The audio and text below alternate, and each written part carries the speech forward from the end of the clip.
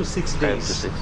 Because the 7th day gets risky. And you like the question which was asked to one of the commissioners yesterday during the brief, that if you are doing another election, I'll die, will that delay the announcing the presidential election? He said no.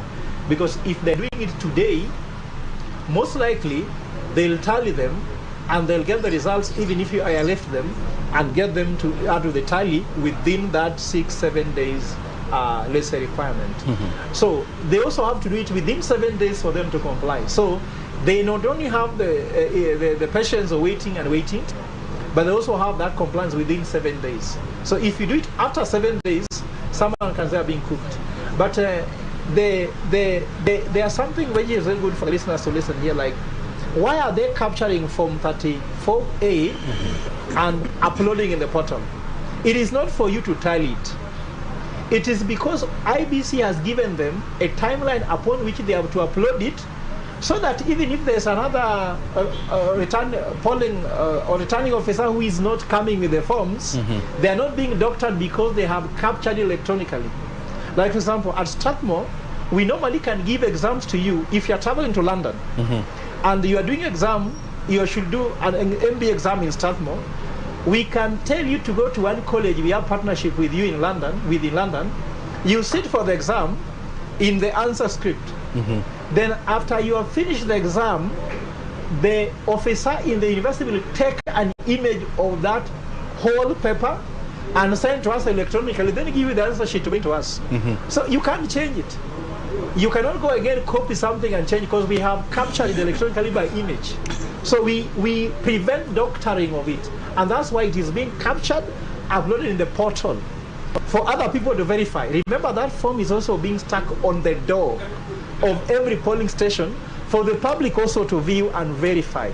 So the verifiability of this thing is out of this. What transparency is that? Put on the door, put on the portal, send it to us, bring physically. Can you imagine? It's amazing. Do you agree with him? Well, I think it's part of trying to have as much information as possible, to an extent that you don't lose any. Because you see, previously, before we adopted the whole issues around technology, you could find situations where the returning officers are colluding or they are abducted along the road. And when you're abducted, you know, wherever you are taken, you're under duress and you're told to write this. So in the long run, what reaches up here is not what reflects what was counted.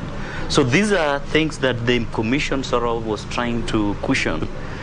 Possibilities of you missing genuine forms, or possibilities of you having mutilated forms, or forms that have got data that is not correct. Yes. Because we want to go back to Broadcasting House, I want you to project, and I'll hold you to account, you know, both of you. What do you expect Chebukati to tell the nation in his first briefing? That's a very difficult question, but I think first of all, is important is to calm the fears, keep the temperatures. No, Chebukati is holding the heartbeat of the nation at the moment. That's why you ask a very intelligent question. When you look at the body language of Chebukati, do you have peace or you get scared? So his body language is to make you calm. That's why his appearance yesterday was a calmness. Remember, during the daytime, somebody asked, why are we not seeing Chebukati? In fact, not seeing Chebukati, has he been abducted? Is he scared? So he will come to calm down the nation. Chebukati must be seen. Yes, must be seen. Yes. Then the other thing and is, he must be heard as well. Yes, yes. So what will be heard about him? You tell Kenyans, we will give you the official results. He will emphasize the role of IBC in the election process. He will assure them that he's on top. Remember the question I was